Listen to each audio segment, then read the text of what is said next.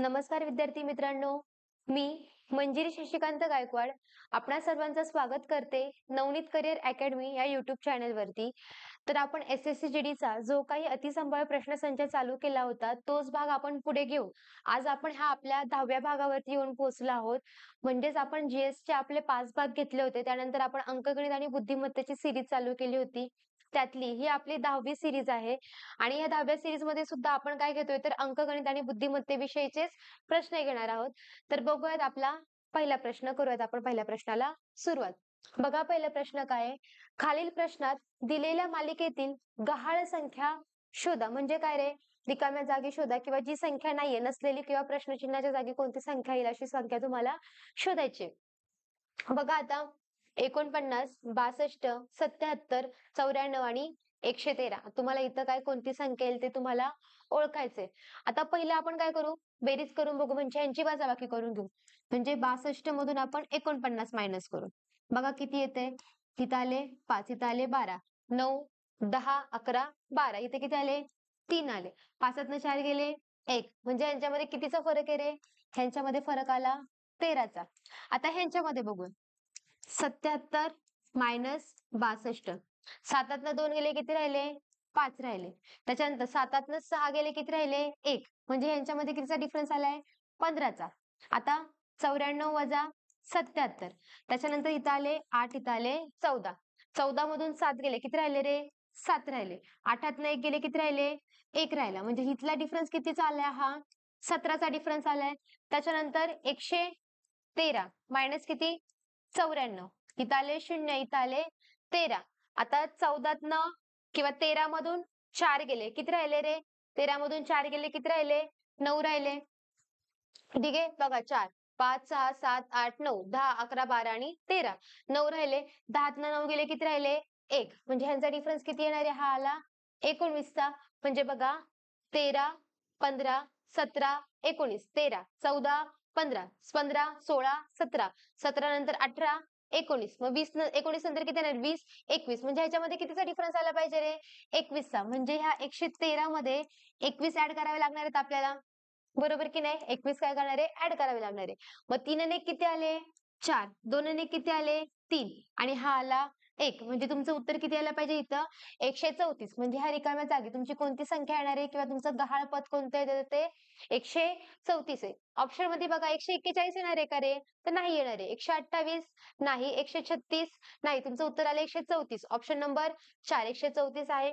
हो आहे, आताच आपण काढल्या. अशा छोट्या छोट्या गोष्टीने बघायचं की कोणतं कोणतं आपण केव्हा डिफरन्स करायचा, बेरीज करायची, गुणाकार करायचा, भागाकार करायचा, या सगळ्या गोष्टी करून बघायच्या किंवा वर्ग आणि घन या सुद्धा त्यांच्यामध्ये घेऊन बघायचं. आता पुढचा प्रश्न बघा काय, खालील प्रश्नात प्रश्नचिन्हाच्या जागी येऊ शकेल अशी आकृती दिलेल्या पर्यायातून निवडा. आता एवढी मोठी आकृती दिलेली आहे, सगळं सोडा. ठीक आहे, इथं घेतलंय त्रिकोण, चौकोन, इथं पंचकोन, इथं षटकोन. आतमध्ये काय येईल रे, हे बाहेरचं सगळं सोडा, तुम्हाला आतमध्ये बघायचं. त्रिकोण किती बाजू येतात रे, इथं आल्या 3 बाजू. त्रिकोणला 3 बाजू, चौकोनला 4. इथं बघा 1, 2, 3, 4, 5. इथे किती बाजू आल्या, 5 बाजू आल्या. इथे किती, 1, 2, 3, 4, 5, 6. इथे किती बाजू आल्या, 6. मग इथे किती बाजू यायला पाहिजेत रे, 7 बाजू यायला पाहिजेत. बाकीचं सगळं बरोबर आहे, तुम्हाला फक्त आतली आकृती चेक करायची. मग 7 बाजू असणारी आकृती बघा, इथं किती आहे, 1, 2, 3, 4, 5, 6, 7. भेटले की, पहिलाच ऑप्शन भेटला. दुसरं बघा 1, 2, 3, 4, 5, 6 येणार आहे का, नाही येणार आहे. 1, 2, 3, 4, 5 येणार आहे का रे, नाही येणार आहे. आणि 1, 2, 3, 4 ही पण येणार आहे का, नाही. आपल्याला पहिलाच ऑप्शन भेटला. आपल्याला काय बघायचंय तर 7 आपल्याला त्यांच्या लाईन बघायच्या होत्या, आपल्याला हे भेटले. बरोबर की नाही, एकदम सोपा होता. पुढचा प्रश्न बघा, एका विशिष्ट सांकेतिक भाषेत यू आर गुड हे @ $, असे लिहिले जाते आणि गुड अँड बॅड हे डॉलर डिवाइड्स आणि मल्टिप्लिकेशन असे लिहिले जाते. दिलेल्या सांकेतिक भाषेत गुड साठी सांकेतिक शब्द किंवा सांकेतिक चिन्ह कोणतं येईल. मग बघा आता इथं काय दिलं आपण ते लिहून घेऊयात. पहिलं यू आर गुड, काय लिहिले रे, you are good. You are गुडला काय दिले त्यांनी सांकेतिक चिन्ह, @ आणि डॉलर दिलाय, बरोबर. पुढं काय दिलंय, good and bad, good and bad. Good and बॅडला काय दिले रे? तर त्यांनी डॉलर, त्याच्यानंतर मल्टिप्लिकेशन, सॉरी डिवाइड डिवाइड आणि मल्टिप्लिकेशन असं दिले. यावेळी काय करायचं, दोन्ही ह्याच्यामध्ये बघा, you are good, good and bad, अशा वेळी काय करायचं, सेम अंक घ्याय, सेम शब्द घ्यायचा. सेम शब्द कोणता रे? गुड आहे. ठीक आहे, सेम शब्द घेतला, गुड. त्याच पद्धतीने त्यांचं सांकेतिक चिन्ह चेक करायचं, सेम सांकेतिक चिन्ह, @ हॅशटॅग डॉलर. इथं पण डॉलर आहे, इथं पण डॉलर आहे, म्हणजे सेम कोणता येणार आहे? तर डॉलर येणार आहे. मग तुम्हाला काय विचारलंय की गुड या शब्दासाठी कोणतं सांकेतिक चिन्ह येईल? मग कोणतं येणार आहे? डॉलर येणार आहे. आताच आपण चेक केले. बघा मग, हॅशटॅग नाही येणार आहे, डिव्हिजनचं नाही येणार आहे, मल्टिप्लिकेशनचं नाही येणार आहे. कोणतं येणार आहे? गुड या शब्दासाठी तुमचं हे डॉलरचं साइन येणार आहे. आताच आपण चेक केले. बघा आता पुढचा प्रश्न. ज्याप्रमाणे खालील संचातील संख्या संबंधित आहेत, त्याप्रमाणे संख्या संबंधित बसलेला संच निवडा. ठीक आहे, संबंधित नसलेला, संबंधित नसलेला तुम्हाला निवडायचा आहे. म्हणजेच काय, ह्यांचा संबंध जसा आहे तसा संबंध तुम्हाला खाली शोधायचा आहे. बघा आता ह्यांचा संबंध कशा पद्धतीने लागतो मी तुम्हाला सांगते. बघा, 261 वजा 153 बरोबर किती येतात रे? तर बघा, 11तनं 3 गेले, इथं आले 8, त्याच्यानंतर इथं आले 5, 5तनं 5 गेले 0, इथं आला 1, 108, त्याला भागिले 2 करायचं, किती आलं? बेपंचे 10, बेचोक 8, किती आले रे? 54 ते लिहिलं मध्ये. म्हणजे शेवटच्या दोन संख्यांची वजाबाकी करून त्या येणाऱ्या वजाबाकीला 2 ने भागाकार देऊन 2 ने भागल्यानंतर जी संख्या येते ती संख्या तुमची काय आली पाहिजे? तर मध्ये आली पाहिजे. ठीक आहे, पहिला ऑप्शन घ्या आता. मग बघा, 94 वजा 68, 94 वजा 68. मग बघा, 14तनं 8 गेले, किती राहिलेले? 8, 9, 10, 11, 12, 13, 14, किती राहिले रे? इथे राहिले 6 राहिले. त्याच्यानंतर इथे आले 8, 8तनं 6 गेले, किती राहिले? 6, 7, 8, किती राहिले? 2 राहिले. त्याला नंतर त्याला भागिले काय केलं आपण? 2 ने भाग दिला. मग बे बे, बेत्रिक 6, किती आले? 13. आहे का इथं 13 मध्ये? म्हणजे ही काय बसते त्याच्यासारखी सेम आली. आपल्याला इथं काय सांगितलं? तर संबंधित नसलेला विचारल्या, संबंधित नसलेला, टायपिंग मिस्टेक झाली, संबंधित नसलेला संच तुम्हाला विचारायचं. म्हणजे पहिला संबंधित आहे का? हो आहे. दुसरं बघा आता काय, 73 मायनस 61. आता 3तनं 1 गेले, किती राहिले? 2, 7तनं 6 गेले, किती राहिले? 1 राहिले. त्याला भागिले काय करायचे? 2, बेसक 12, आहे का रे मध्ये 6? आलाय, दोघांच्या वजाबाकीला 2 ने भागला 6 आलाय. पुढचं घ्या आता, 64 वजा 46. आता बघा, 14तनं 6 गेले, 6, 7, 8, 9, 10, 11, 12, 13, 14, किती आले? इथं आले 8, 5तनं 4 गेले 1, 18 भागिले 2, 92, 18, किती येणार आहे रे? 9. आहे का ऑप्शनला मध्ये 9? नाहीये. म्हणजे हा ऑप्शन काय तुमचा चुकीचा. म्हणजे तुम्हाला काय विचारायचं होतं की गटात न बसणारा शब्द तुम्हाला न बसलेला संच तुम्हाला विचारला होता आणि तो आपला कोणता आला? तर ऑप्शन नंबर 3, 64, 11 आणि 46 हा नाहीये. चौथा पण आपण पडताळून बघूयात. बघा, 125 वजा 77 घेतलं. ठीक आहे. म्हणजे आता काय करायचं? 15 मधून 7 गेले, किती राहिले? 7, 8, 9, 10, 11, 12, 13, 14, 15, इथं आले 8 आले. त्याच्यानंतर इथं किती आले? 1, 11तनं 7 गेले, किती राहिले? 7, 8, 9, 10, 11, इथे किती आले? 4, 48 भागिले 2, बेदुने 4 आणि बेचोक 8, किती आले रे? 24. आहे का 24? म्हणजे हे पण बरोबर आहे, हे पण बरोबर आहे. चुकीचा कोणता आहे? तर तुमचा हा, आणि तुम्हाला चुकीचाच पर्याय विचारला होता. मग चुकीचा पर्याय कितवा आला? तर ऑप्शन नंबर 3. कळतंय?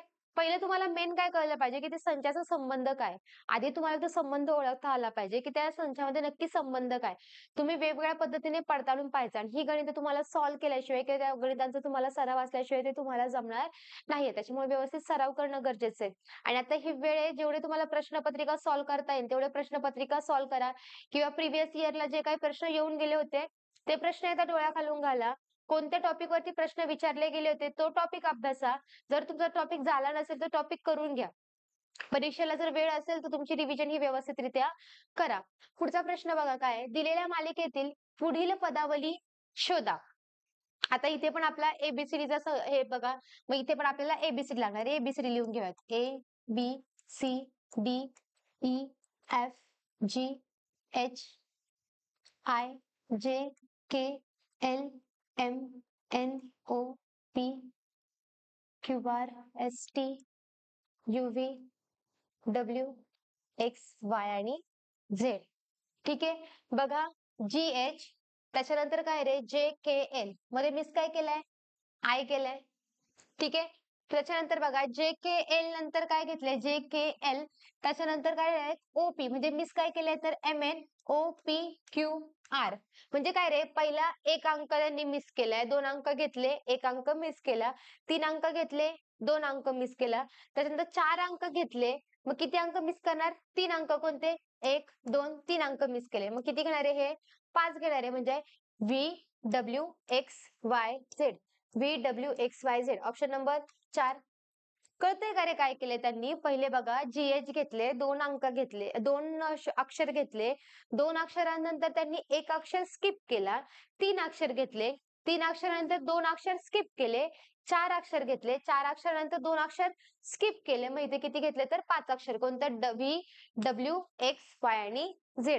कळतंय, एकदम सोपं आहे बघा.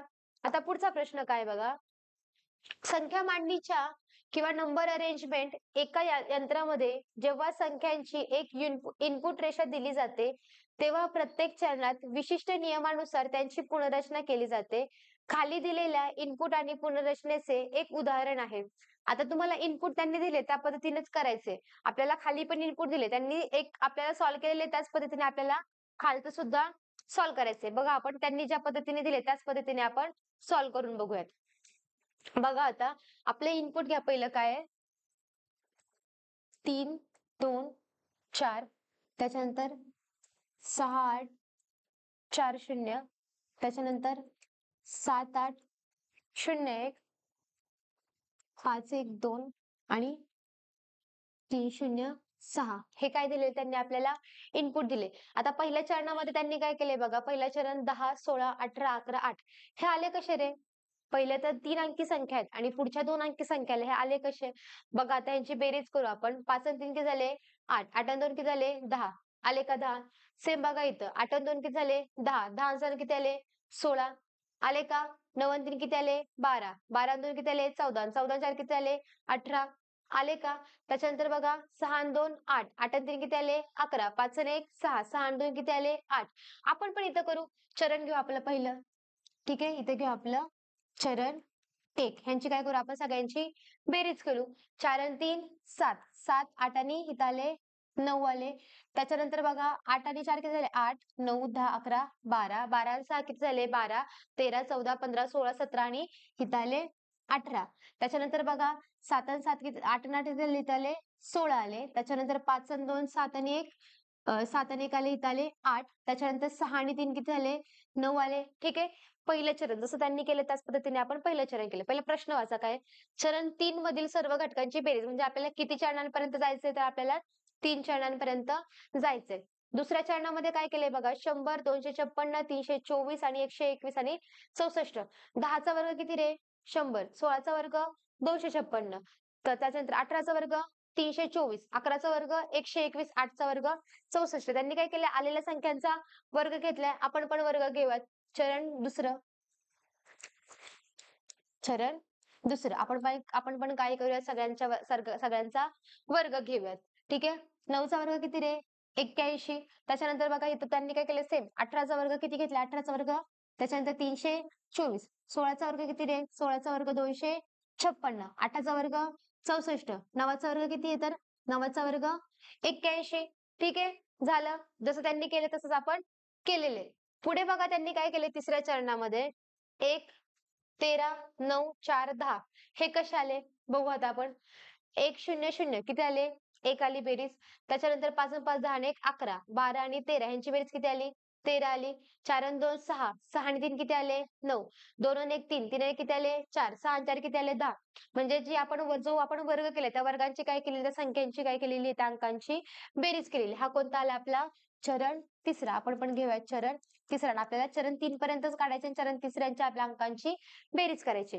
मग बघा 8 आणि 1 किती झाले रे 8 आणि 1 9 झाले. 4 आणि 2 6, 6 आणि 3 किती झाले रे 9 झाले. 6 बघा 4 5 6 7 8 9 झाले. त्याच्यानंतर 5 आणि 5 10 आणि 1 11 12 आणि 1 13, 6 आणि 4 किती झाले 10 आणि त्याच्यानंतर 8 आणि 1 किती झाले तर 9 झाले. झालं, तिसरा चरण तयार झाला. आपल्याला काय तिसऱ्या चरणातील बघा, तिसऱ्या चरण 3 मधील सर्व घटकांची बेरीज किती असेल. आता चरण 3 मधले घटक कोणते आहेत, 9 अधिक 9 अधिक 13 अधिक 10 अधिक 9 बरोबर किती? आपल्याला यांच्या सगळ्यांची बेरीजच विचारली. 9 एके 9, 9 दुने 18, 9 त्रिक 27 अधिक 13 अधिक 10 किती झाले रे? हे झाले 23. 7 आणि 3 किती झाले? 7. 8, 9, 10. हे आले 0. हा चालला 1, 2, 2, 4 आणि 1, 5. म्हणजे चरण 3 मधील सर्व घटकांची बेरीज किती आली रे? 50 आली. बघा ऑप्शनला आहे का 50? 60 नाही गे, 49 नाहीत, 47 नाहीत, 50. ऑप्शन नंबर 3 हा आपला बरोबर आलेला आहे. म्हणजे त्या सगळ्या घटकांची बेरीज किती येते? तर त्या सगळ्या घटकांची बेरीज ही तुमची 50 येते. कळतंय? एकदम सोपं. ज्या पद्धतीने त्यांनी आपल्याला चरण सॉल्व्ह केलेलं असतं ना, त्याच पद्धतीने आपण ते चरण सॉल्व्ह करायचंय. आणि आपल्याला प्रश्न काय विचारलाय तो बघायचा आहे. ठीक आहे? एकदम सोप्या पद्धतीने हे गणित आहे. वाटताना फार मोठं वाटतं, कारण त्यांनी शाब्दिक पद्धतीने खूप दिलेलं असतं. परंतु समजून घ्यायचं आणि एवढं मोठं वाचत पण नाही बसायचं. एकदा जर तुम्हाला आता कळलं ना, की चरणनुसार गणितं कशी सॉल्व्ह करायची, डायरेक्ट त्यांनी जे दिलंय तेच बघायचं, वरती ते शाब्दिक वाचत बसायचंच नाही. त्याच्याकडे एवढं लक्ष द्यायचं नाही किंवा त्याच्यामध्ये एवढा वेळ वाया घालवायचा नाही. आता पुढचा प्रश्न बघा काय आहे. एक माणूस एका महिलेला म्हणाला, तुझ्या आईच्या नवऱ्याची बहीण तुझ्या आईच्या नवऱ्याची बहीण माझी आत्या आहे, तर त्या माणसाचे त्या महिलेशी काय नाते आहे? आता पहिलं घेऊ, तो माणूस त्या महिलेला म्हणतोय. ठीक आहे, इथं आपण ती महिला घेऊयात. काय म्हणाले त्या महिलेला, की तुझ्या आईच्या नवऱ्या, आता आई, तिची आई, तिच्या आईचा नवरा, आई, तिच्या आईचा नवरा, आईच्या नवऱ्याची बहीण, आईच्या नवऱ्याची कोण? बहीण. ठीक आहे, आईच्या नवऱ्याची बहीण, ती तिची कोण झाली? ठीक आहे, बघा ती त्याची कोण आहे रे? ही त्याची कोण झाली? तर ही त्याची आत्या झाली आहे. ही तर तो माणूस आपण एक्स घेऊयात, त्याची कोण झाली? ही आत्या झाली. ठीक आहे, तर तुम्हाला काय विचारलंय?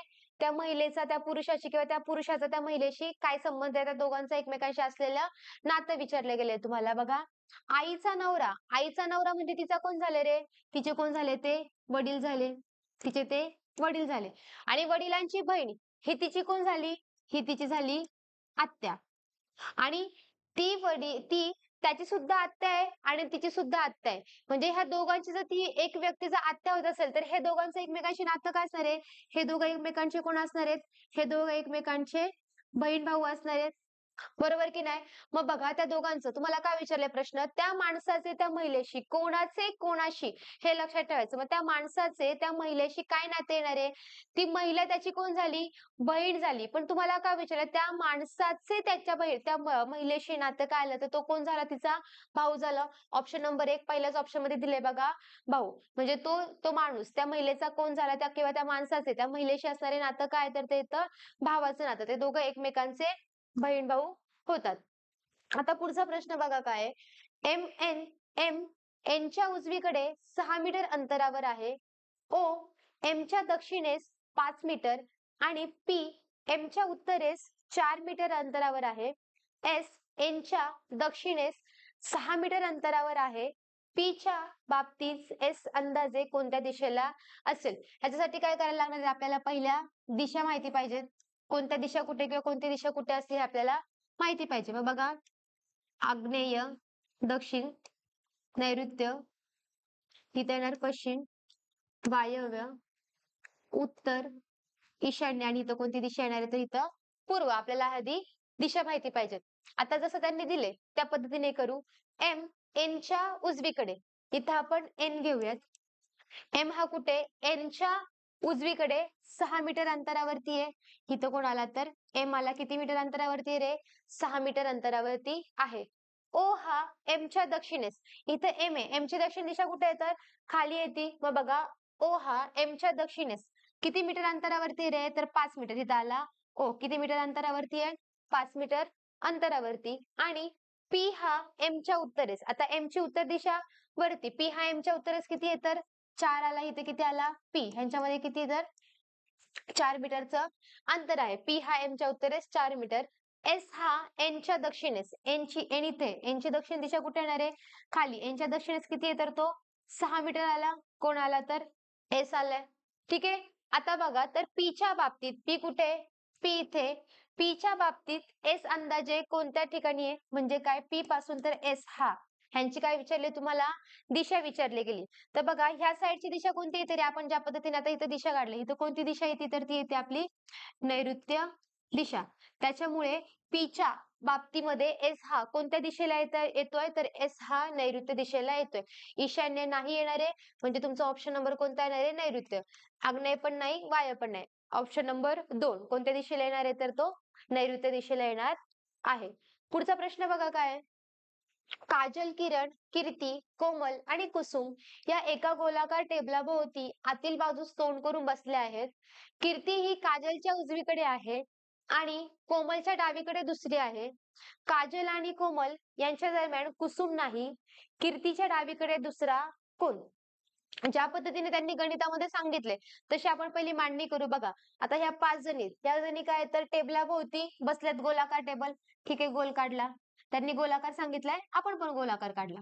गोलाकार टेबलाभोवती काय बसल्या? तर त्या गोलाकार टेबलाभोवती केंद्राकडे तोंड करून बसल्या. किती जणी आहेत? 1, 2, 3, 4, 5 जणी. 5 जणींचे स्थान करू आपण. 1, 2, 3, 4 आणि 5.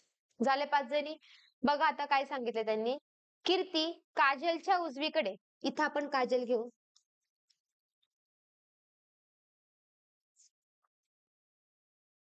काजल, आता काजलचं तोंड आतमध्ये, मग काजलची उजवी साईड कुठे येणार आहे? इकडे. कीर्ती काजलच्या उजवीकडे आहे आणि कोमलच्या डावीकडे आहे. आता काजलच्या उजवीकडे कोण आहे? कीर्ती आहे. इथं आली कीर्ती. आणि कोणाच्या डावीकडे येते? कोमलच्या डावीकडे दुसरी. म्हणजे जो कोमलचं इथं घेतली, तर कोमल इथं घेतली, सपोज आपण इथं घेतली आपण कोमल. मग कोमलच्या आतमध्ये तोंड आहे. कोमलची डावी बाजू कुठे येणार आहे? इकडं. कोमलच्या डाव्या बाजूला दुसरी. म्हणजे कुठे रे? पहिली आणि दुसरी आली. म्हणजे कीर्तीची जागा सुद्धा कळली तुम्हाला, कोमलची जागा सुद्धा कळली. डावीकडे दुसरी आहे. काजल आणि कोमल यांच्या दरम्यान कुसुम नाही. म्हणजे काजल आणि कोमल दरम्यान इथं कोण आहे? इथं कुसुम असणार आहे का? नाही. म्हणजे कुसुमचं स्थान कुठे आहे रे? कुसुम आपली इथे येणार आहे. ठीक आहे, त्यांनी सांगितलं आपल्याला काजल आणि कोमल दरम्यान कुसुम नाहीये. त्यांच्या दरम्यान फक्त एकच व्यक्ती बसू शकते आणि ती कुसुम नसेल, तर कुसुमचं स्थान कुठे येणार आहे? कोमल आणि कीर्ती यांच्या दरम्यान येणार आहे. तर मग आता राहिलं कोण बघा? कोमल, कुसुम, कीर्ती आणि काजल. मग इथं कोण येणार आहे रे? इथं राहिले कोण? तर किरण. इथं कोण येणार आहे? किरण. तर आता तुम्हाला प्रश्न काय विचारला? कीर्तीच्या डावीकडे, इथं कीर्तीची डावी कुठे आहे? इकडं. कीर्तीच्या डावीकडे दुसरा कोण? कीर्तीच्या डावीकडचा पहिला काजल आणि दुसरा कोण आहे रे? किरण. म्हणजे तू कीर्तीच्या डावीकडे दुसरी असणारी व्यक्ती कोण आहे? तर किरण. कुसुम येणार आहे का? नाही. काजल येणार आहे का? नाही. कोमल येणार आहे का रे? तर नाही. तर त्याचा आन्सर काय येणार आहे? तर किरण. ऑप्शन नंबर 2 हे तुमचं बरोबर आहे. काहीच वेगळं करायचं नाही. त्यांनी ज्या पद्धतीने दिले गणितामध्ये त्या पद्धतीने फक्त मांडणी करायची.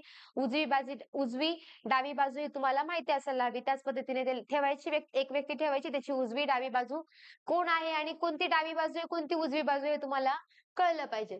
पुढे बघा, एक पाण्याची टाकी 3 नळ अनुक्रमे 20, 30 व 6 तासात भरतात. एकाच वेळी तीनही वेळ चालू केले असता ती टाकी किती वेळात भरेल? मग बघा आता, एक किती तासामध्ये रे? 20, 30 आणि 60. ठीक आहे. ह्यांचं काय करायचं आपल्याला? लसावी घ्यायचा. 20, 30, 60 चा लसावी किती येतो रे? तो किती येतोय? हा लसावी येतोय 60. बघा मग आता किती रे? बेत्रिक 6 म्हणजे किती आले? 3. त्याच्यानंतर 3 दुने 6 आणि 6 एके 6. ह्या सगळ्यांची काय करायची? बेरीज करायची. 3 आणि 2 आले 5. 5 आणि किती आले? 6. ह्या आलेल्या बेरजेने ह्या मसावीला काय करायचा? भाग द्यायचा. म्हणजे बघा मसावी किती आलाय? 60. आलेली बेरीज किती आहे? 6. 6 एके 6, 6 एके 6 आणि आले 0. म्हणजे हे तिन्ही नळ एका वेळी चालू केले असता किती वेळात टाकी भरतील? तर ते किती वेळामध्ये? तर 10 मिनिटामध्ये ते टाकी भरणार आहेत. म्हणजे ऑप्शन नंबर 1 जो 10 आलाय तो आपला आलेला आहे बरोबर. आता ह्याच्यामध्ये काय करायचं? 3 नळ दिलेले असतात. त्यांचा टाइम तुम्हाला दिलेला असतो. जो टाइम घ्यायचा. त्यांचा तुम्हाला लसावी काढायचा आहे. तो लसावी काढायचा. त्याच्यानंतर बघा 20 त्रिक किती रे? 60. त्याच्यानंतर 30 दुने 60 आणि 60 एके 60. ह्या सगळ्यांची काय करायची? बेरीज करायची. 3 आणि 2 5, 5 आणि 1 6 आणि आलेल्या बेरजेला त्याला लसावीने भाग द्यायचा. म्हणजे तुमचा तो वेळ निघून येतो. एकदम सोपं आहे. दुसरी पद्धत बघा. दुसरी पद्धत सुद्धा सोपी आहे, पण त्याच्यामध्ये काय माहिती तुमचे वेळ खूप जाणार आहे. म्हणजे बघा, एक टाकी किती? 20 मिनिटं. त्याच्यानंतर 1/30 प्लस 1/60. तर त्यांना भरण्यासाठी किती वेळ लागेल? सेम ह्यांचा लसावी काढून घ्यायचा. लसावी 60च येणार आहे. मग 60 गुणिले 1/20 अधिक 60 गुणिले 1/30 अधिक 60 गुणिले 1/60 60 भागिले किती रे 60. मग बे एक बे, बेत्रिक 6, 3 एके 3, 3 दुने 6, 6 एके 6, मग 3 एके 3, अधिक बे एक बे, अधिक 6 एक एक 1 भागिले 60 आले. 3 आणि 2 किती आले? 3 आणि 2 5, 5 आणि 1 6, 6 छेद 60, परत 6 एके 7, 6 10 60. तुमचं उत्तर पण किती येतं त्यावेळेस सुद्धा 10च येतं. पण ती पद्धत सोपी आहे, ह्याच्यामध्ये ही पण सोपी आहे, पण ह्याच्यामध्ये थोडासा वेळ जातो, ते लवकर सॉल्व्ह होतं. ठीक आहे. त्याच्यानंतर पुढचा बघा, पुढचा प्रश्न काय आहे? 280 चे 3:2 प्रमाणात विभाजन केल्यास लहान संख्या कोणती? आता 3:2 विभाजन म्हणजे कसं रे? म्हणजे ह्या संख्या कोणत्या आहेत? आता इथे किती 2:3, म्हणजे ह्या संख्या किती आहेत आपल्या? 2x आणि 3x. म्हणजे ह्या संख्यांची बेरीज किती आली पाहिजे आपली? 280 आली पाहिजे. म्हणजे बघा, इथं काय करणार आहे आपण? 2x अधिक 3x इज इक्वल टू किती? 280. मग 2x आणि 3x यांची बेरीज किती येते? यांची बेरीज येते 5x बरोबर 280. x ची व्हॅल्यू काढायची आहे, x इथेच ठेवूयात. 5 हा x ला गुणिले तो बरोबर चिन्हाच्या पलीकडे गेल्यावरती काय होणार आहे रे? तो काय होणार आहे? भागिले होणार आहे. ठीक आहे. मग 280 भागिले किती घेतला? 5 घेतला. माझा भाग द्यायचा. 5 एके 5, 5 5 25, 26 27 28, बाकी किती उरली? 3 उरली. आणि 5 30. म्हणजे तुमची x ची व्हॅल्यू किती आली रे? x ची व्हॅल्यू आली तुमची 56. पण तुम्हाला x विचारलाय का? तर नाही. तर तुम्हाला काय विचारलंय? त्यांचं विभाजन केल्यास लहान संख्या कोणती येतील? आता दोन संख्या आहेत. एक 2x आणि एक 3x आहे. मग 2x ही काय येणार आहे आपली? लहान संख्या येणार आहे. ठीक आहे. 2x बरोबर 2 गुणिले x ची व्हॅल्यू किती आली तुमची? 56, ती टाकायची. ठीक आहे. मग 6 दुने 12, 5 दुने 10 आणि 1 11. म्हणजे तुमची लहान संख्या किती आली रे? 112. 3x मध्ये टाकून बघा. इथे घेतला 3x म्हणजे 3 गुणिले 56. सायत्रिक 18, पाचत्रिक 15 आणि 1 16. 168 ही आली मोठी संख्या, 112 आली तुमची ही लहान संख्या. 112 कुठे बघा? 112 ऑप्शन नंबर 2. आता 112 पण आहे ऑप्शनला, 168 पण आहे. मग प्रश्नामध्ये बघायचं आपल्याला काय विचारलंय, तर आपल्याला ही लहान संख्या विचारली, त्याच्यामुळे लहान संख्या कोणती? 112. आणि जर तुम्हाला मोठी संख्या विचारली असते तर मोठी संख्या किती आली असते? 168. त्यामुळे गणित व्यवस्थित वाचायचंय. प्रश्न काय विचारलाय तो नीट वाचायचा आहे. पुढे बघा, अ चा पगार ब पेक्षा 50% ने जास्त आहे, तर ब चा पगार हा अ पेक्षा किती टक्केने कमी असेल? अशा गणितांमध्ये काय करायचं बघा, दिलेला पगार कितीने जास्त कितीने कमी, त्याला काय करायचं? मग काय करायचं? 100 गुणिले 50 भागिले काय करायचं? 100 अधिक 50. कितीनेही जास्त देऊ दे, कितीनेही कमी करू दे, वरती काय करायचं? त्याला गुणिले 100 करायचं, खाली काय करायचं? त्याला 100 मध्ये ऍड करायचं. मग इथे किती झाले? 100 गुणिले 50 भागिले 100 अधिक 50 किती झाले? 150. शून्याला शून्य गेला. 5 एके 5, 5 त्रिक 15. वरती किती राहिलं? मग आता इथं 100 भागिले 3. ठीक आहे. भाग द्या. 3 एके 3, 3 त्रिक 9, बाकी उरली 1. 3 त्रिक 9, बाकी उरली 1. पॉईंट दिला 0. 3 त्रिक 9, परत 1, 3 त्रिक 9. तुमचं उत्तर किती येणार आहे? 33.33%. हे पुढे वाढतच जाणार आहे. म्हणजे तुमचं उत्तर किती येते? 33.33%. 34% नाही, 35% नाही, 40% पण नाही. तुमचं उत्तर किती येणार आहे? तर 33.33% हे तुमचं उत्तर येणार आहे. ठीक आहे.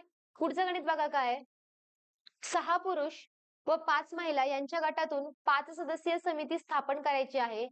यातून 3 पुरुष व 2 महिला असतील अशी समिती किती प्रकारे तयार करता येईल? आता हा प्रश्न आपला प्रोबॅबिलिटी वरचा आहे, म्हणजे संभाव्यतावरचा प्रश्न आहे. बघा, आता तुम्हाला काय 5 सदस्यीय समिती तुम्हाला स्थापन करायची. पुरुष किती आहे रे? 6 पुरुष आहे. 6 पुरुषांपैकी तुम्हाला किती पुरुष घ्यायचे? 3 पुरुष घ्यायचे. महिला किती आहेत? 5. त्या 5 महिलांमधून किती महिला घ्यायच्या आहेत तुम्हाला? 2. आता बघा, हे सॉल्व्ह कसं करायचं? तर बघा, हे सॉल्व्ह करताना आपल्याला काय करायचं आता? 3 आहेत ना, म्हणून 6 गुणिले 5 गुणिले 4 असं करणार आहे आपण. त्यानंतर 3 गुणिले काय करणार आहे आपण? 3 गुणिले 2 घेणार आहोत. परत इथला गुणाकार सेम इथं पण 2 आहे म्हणून काय करणार? 5 गुणिले 4 भागिले काय घेणार आहे आपण? हा 2 घेणार आहे. कळतंय? आता भाग द्या. 3 एके 3, 3 दुने 6, बे एक बे, बे दुने 4, बे एक बे, बे दुने 4. खाली काय राहिलं का रे? खाली काहीच राहत नाही. आता वरती किती राहिलं बघा? 5 दुने 10, 10 दुने 20 गुणिले 5 दुने 10. मग 20 गुणिले 10 किती आले रे? बे एक बे आणि हे 2 शून्य म्हणजे किती रे? 200 आलं. म्हणजे अशी समिती किती प्रकारे तयार करता येईल? तर ती किती प्रकारे तयार करता येईल? तर 200 प्रकारे तयार करता येईल. 300 नाही येणार, 275 नाही, 250 पण नाही. किती येणार आहे? तर ती 200 प्रकारे तुम्हाला ती तयार करता हे लक्षात ठेवा आपल्याला कसं कोणत्या पद्धतीने करायचंय. पुढचा प्रश्न बघा काय. एका त्रिकोणाचे क्षेत्रफळ 270 चौरस सेंटीमीटर असून त्याचा पाया 36 सेंटीमीटर आहे, तर त्याची उंची किती असणार आहे? बघा रे, आता इथं काय विचारलं आपल्याला की त्रिकोणाचे क्षेत्रफळ. आता त्रिकोणाचे क्षेत्रफळ दिले तुम्हाला, त्याच्यानंतर उंची पाया दिलाय तुम्हाला, काय करायचंय? उंची घ्यायची. म्हणजे इथं काय तुम्हाला माहित असणं गरजेचं आहे. इथं तुम्हाला त्रिकोणाचं क्षेत्रफळ माहित असणं गरजेचं आहे. मग बघा त्रिकोणाचं क्षेत्रफळ काय आहे? ह्याचा तुम्हाला फॉर्म्युला पाठ असलाच पाहिजे त्रिकोणाच्या क्षेत्रफळाचा. त्रिकोणाचे क्षेत्रफळ बरोबर 1/2 गुणिले पाया गुणिले उंची. ठीक आहे. हा फॉर्म्युला आपला त्रिकोणाचे क्षेत्रफळ बरोबर 1/2 गुणिले पाया गुणिले उंची. त्रिकोणाचे क्षेत्रफळ काय रे आपल्याला ह्याच्यामध्ये दिले. क्षेत्रफळ किती आहे तर त्रिकोणाचे क्षेत्रफळ हे 270 आहे. त्याच्यानंतर 1/2 गुणिले पाया किती रे? पाया किती तर 36 आहे. आणि उंची काढायची आपल्याला. उंची आपण h घेऊया हाईट मध्ये. ठीक आहे. म्हणजे तुम्हाला उंची काढायची. उंची तिथेच ठेवूयात. बाकीच्या सगळ्या गोष्टी आपण इथे आणूयात. मग बघा 270 हा भागिले 2 तिकडे आल्यावरती काय होणार आहे? गुणिले 2 हा गुणिले 36 इथे आल्यावरती काय होणार आहे? भागिले 36 बरोबर काय तर हाईट म्हणजे तुमची उंची. ठीक आहे. मग बघा आता भाग देऊया आपण. त्याच्यानंतर 3 एके 3, 3 दुने 6, 3 नवे 27. ठीक आहे. त्याच्यानंतर बघा बेक बे बेसक 12, 6 एके 6, त्याच्यानंतर 6 पंचे 30. म्हणजे तुमची उंची किती आली रे? उंची आली 15. उंची 15 सेंटीमीटर आली. 12 येते का? नाही. 15 सेंटीमीटर ऑप्शन नंबर 2. उंची किती आली तर 15 सेंटीमीटर. काहीच अवघड नाही याच्यामध्ये, फक्त तुम्हाला फॉर्म्युला पाठ पाहिजे की त्रिकोणाच्या क्षेत्रफळाचा फॉर्म्युला काय. फॉर्म्युला काय आहे? 1/2 गुणिले पाया गुणिले उंची. तुम्हाला क्षेत्रफळ दिलेल्या गणितात क्षेत्रफळ घेतलं, पाया घेतलं, तुम्हाला उंची काढायची, उंचीच काढायची. इथे जे भागिले ते बरोबर चिन्हाच्या पलीकडे गुणिले झालं, जे गुणिले ते भागिले झालं. फक्त भाग दिला, गुणाकार केला आणि तुमचं उत्तर आलं. किती आलं तर तुमची उंची ही 15 सेंटीमीटर आली. पुढे बघा, एका खेळाडूचा खालून क्रमांक 18वा आणि वरून क्रमांक हा 27वा आहे.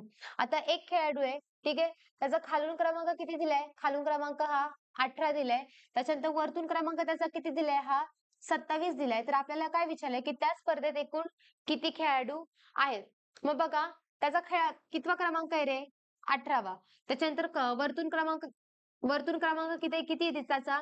27 आहे. ठीक आहे. ह्याची काय करायची आपल्याला? बेरीज करायची. 7 7 14 1 आला 15. आणि इथे किती आले? 2. 2 1 3 आणि 3 1 4. किती आले रे? 45. पण बघा तो खेळाडू तुम्हाला खालूनही गणलाय आणि वरतूनही गणलाय. 2 वेळा त्यात तो गणला गेलेला आहे. एक वेळा तो 18 आणि एक वेळा 27. म्हणजे तो दोन्ही बाजूने तो गणला गेलेला आहे. म्हणजे तो किती वेळा गणलाय? 2 वेळा गणला गेलाय. म्हणून इथं काय करायचं आपल्याला? -1 करायचंय. कळतंय का -1 का केलंय? का तर तो खेळाडू आपण खालूनही गणला गेलेला आहे आणि वरतूनही गणला गेलेला आहे. म्हणजे तो 2 वेळा गणला गेलाय. त्याच्यामुळे काय करणार आपण? -1 करणार आहे. मग 4 1 गेले, 5 1 गेले, किती राहिले? 4. 4 0 गेले 4. म्हणजे त्या रांगेमध्ये किंवा त्या स्पर्धेमध्ये एकूण किती स्पर्धक येतात किंवा एकूण किती खेळाडू येतात रे? 44. Option number 3. ठीक आहे. बघा आता या पद्धतीने आपले हे आजचे 15 प्रश्न सुद्धा पूर्ण झालेले आहेत. तर बघा आपण जे काही घेतलंय, जीएस पण घेतलं, मॅथ्स पण घेतले, त्याचा व्यवस्थित सराव करा. ह्याच टॉपिक वरती नाही तर अजूनही काही वेगळे टॉपिक असतील तर ते टॉपिकही करा. आणि ज्या पद्धतीने मी तुम्हाला मागेही सांगितलंय की प्रिव्हियस इयर क्वेश्चन पेपर एकदा बघा, की या अगोदरचे प्रश्न पेपरमध्ये पूर्वीच्या प्रश्नपत्रिकेमध्ये कोणत्या कोणत्या टॉपिक वरती प्रश्न विचारले गेलेले ते टॉपिक करा. त्यांच्यावरचे प्रश्नाचा सराव करा. चरणावरची जी गणित आहेत, त्या चरणावरच्या गणितांचा सराव करा किंवा बैठक व्यवस्थेचा सराव करा. बुद्धिमत्ता एकदम सोप्या पद्धतीने विचारलं जातंय. जर तुम्ही शिफ्टवरचे जर प्रश्न बघत असाल, अनालिसिसचं बघत असाल रोजचं, तर त्याच्यामध्ये तुम्हाला कळेल की बुद्धिमत्तेवरचे प्रश्न हे खूप सोप्या पद्धतीने विचारले जातात. त्याच्यामुळे जीके वरती किंवा जीएस वरती फोकस करा. अंकगणितावरती फोकस करा. ठीक आहे. पुढील परीक्षेसाठी तुम्हाला खूप खूप शुभेच्छा. व्हिडिओ आवडल्यास व्हिडिओला लाईक करायला विसरू नका. धन्यवाद.